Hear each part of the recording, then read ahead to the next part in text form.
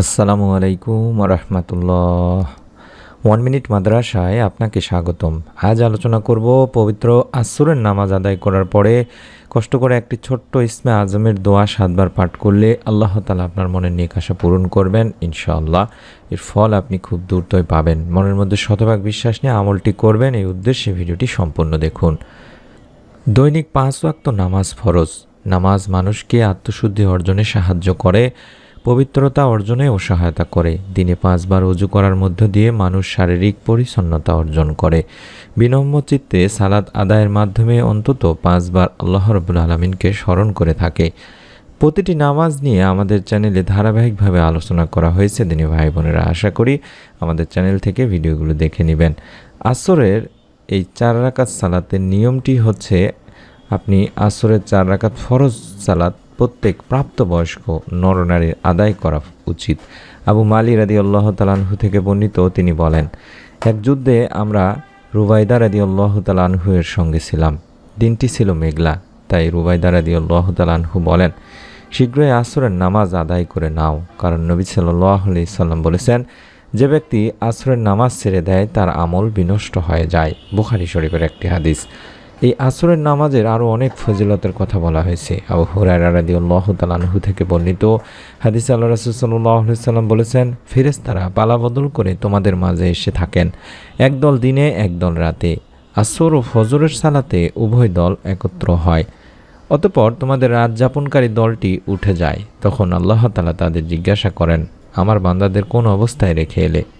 অবশ্য তিনি নিজে এই বিষয়ে সবচেয়ে বেশি জানেন। উত্তরে তারা বলে, আমরা আপনার বান্দাদের সালাতে রেখে এসেছি, আর আমরা যখন গিয়েছিলাম তখনও তারা সালাত আদায়রত অবস্থায় ছিল।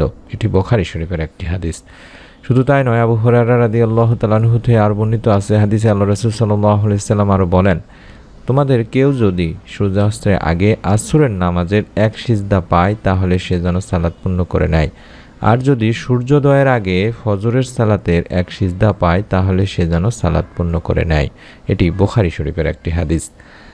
আসরের 4 রাকাত সুন্নত নামাজের কথাও হাদিসে বলা হয়েছে। দিনী ভাই বোনেরা, আসরের সালাতের ফরজ সালাতের আগে 4 রাকাত সুন্নত সালাত রয়েছে। এটি গায়রে মুক্কাদা, তাই আদায় করে নেওয়া উচিত। রাসূল সাল্লাল্লাহু আলাইহি সাল্লাম নিজেও এই নামাজ আদায় করেছেন। আলী ইবনে আবু তালিব রাদিয়াল্লাহু তাআলা আনহু হতে বর্ণিত, তিনি বলেন, রাসূলুল্লাহ সাল্লাল্লাহু আলাইহি ওয়াসাল্লাম আসরের ফরজ নামাজের আগে 4 রাকাত সুন্নত পড়তেন। এটি তিরমিজি শরীফ এবং সুনানে ইবনে মাজাতে বর্ণিত হয়েছে। অন্য আরেকটি হাদিসে বলা হয়েছে, ওমর ফারুক রাদিয়াল্লাহু তাআলা আনহু থেকে বর্ণিত, রাসূল সাল্লাল্লাহু আলাইহি সাল্লাম বলেছেন, আল্লাহ সেই ব্যক্তিদের উপর রহম করুন যারা আসরের সালাতের আগে 4 রাকাত সুন্নত আদায় করে থাকে। এটি আবু দাউদ তিরমিজি শরীফের একটি হাদিস। তাই অনুরোধ করব, আমরা আসরের ফরজ নামাজের আগে 4 রাকাত অন্তত সুন্নতে মুআক্কাদা এই নামাজটি আদায় করার পরে কয়েকবার দরুদ ও ইস্তেগফার পাঠ করে 7 বার এই ছোট্ট ইসমে আজমের দোয়াটি পাঠ করব। এই ইসমে আজমের দোয়াটি অত্যন্ত পাওয়ারফুল একটি দোয়া। দুনিয়াতে আমলি জীবনযাপনই আল্লাহ তাআলার কাছে সবচেয়ে বেশি প্রিয়। আল্লাহ মানুষকে তার ইবাদত করার জন্যই শুধুমাত্র সৃষ্টি করেছেন, আর আমল ও দোয়ার মাধ্যমে আল্লাহর নৈকট্য অর্জন করা সম্ভব। আল্লাহ সে বান্দাদের সবচেয়ে বেশি ভালোবাসেন যারা আল্লাহ তাআলার কাছে চায়, আর যারা চায় না তাদের উপর তিনি অসন্তুষ্ট হন। তাই কল্যাণের যে কোনো কিছুই আল্লাহ রাব্বুল আলামিনের কাছ থেকে চেয়ে নেওয়া যায়। এক্ষেত্রে অবশ্যই ধৈর্য ধারণ করতে হবে এবং আল্লাহ রাব্বুল আলামিন বান্দার উপযুক্ত সময়ে উপযুক্ত জিনিসটি দান করে থাকেন।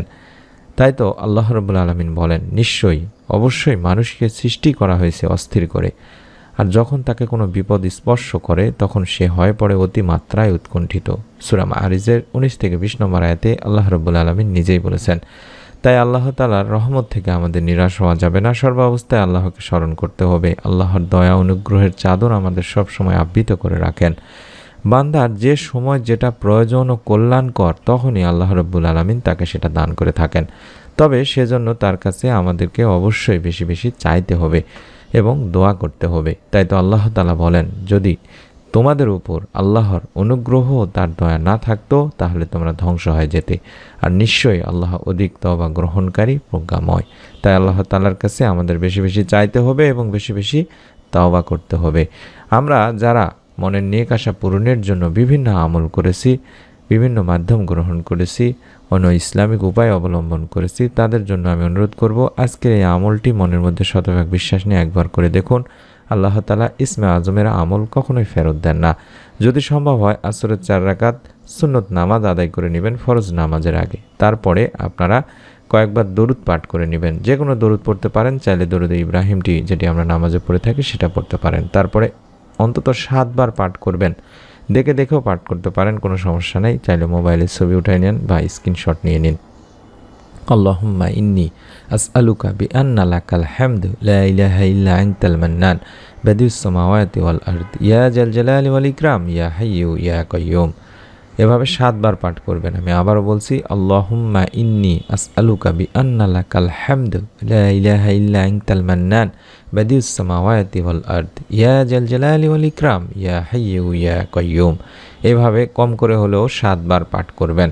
এই দোয়াটি আপনাকে পড়তে হবে। এটি হলো ইসমে আজমের দোয়া। এই দোয়ার মাধ্যমে আল্লাহ তাআলার কাছে কোনো কিছু চাওয়া হলে আল্লাহ তাআলা তার চাওয়া পূরণ করেন, এবং তার এই নামের মাধ্যমে অর্থাৎ ইসমে আজমের এই বড় নামটির মাধ্যমে আল্লাহ তাআলার কাছে যদি আপনি ডাকেন, আল্লাহ তাআলার কাছে কিছু যদি নেক চান, তাহলে আল্লাহ তাআলা আপনার ডাকে সাড়া দিয়ে আপনার চাওয়া পূরণ করেই দেবেন।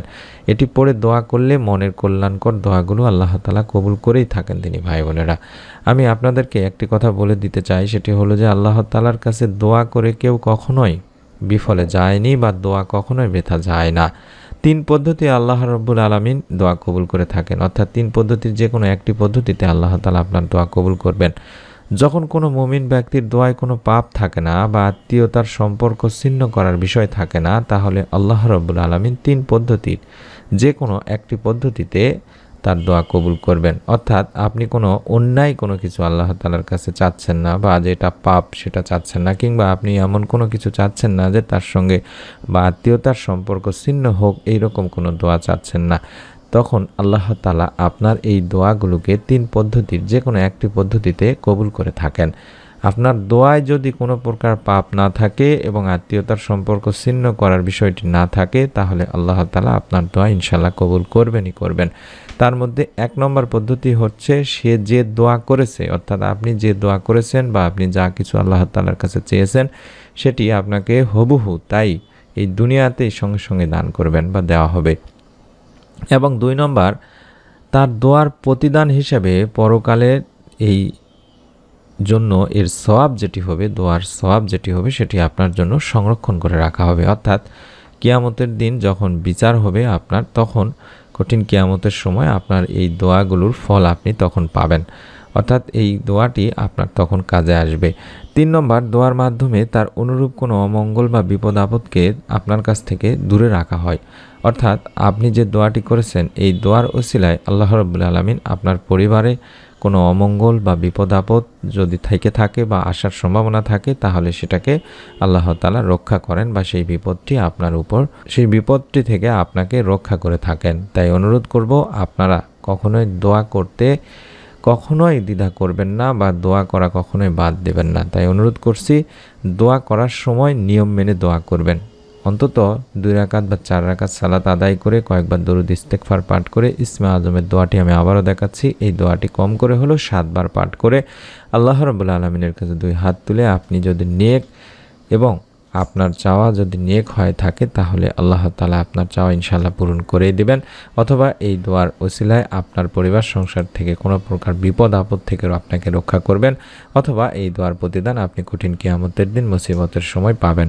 তাই অনুরোধ করছি, মনের মধ্যে বিশ্বাস নিয়ে আমলটি একবার হলেও করে দেখুন। আল্লাহ তাআলা চাহে তো আপনাকে সঙ্গে সঙ্গে এই দুনিয়াতে এর প্রতিদান দিতে পারেন। সকলে ভিডিওটিতে একটি লাইক দিয়ে কমেন্ট সেকশন অন্তত আমিন লিখে নিয়ত করে ফেলুন। পরবর্তী নতুন আমলের ভিডিওগুলো যাতে আপনি আপনার মোবাইলে পেয়ে যান, তার জন্য চ্যানেলটি সাবস্ক্রাইব করে বেল বাটনটি অন করে রেখে দিতে ভুলবেন না। সকলে ভালো থাকুন, সুস্থ থাকুন। আসসালামু আলাইকুম ওয়া রাহমাতুল্লাহ।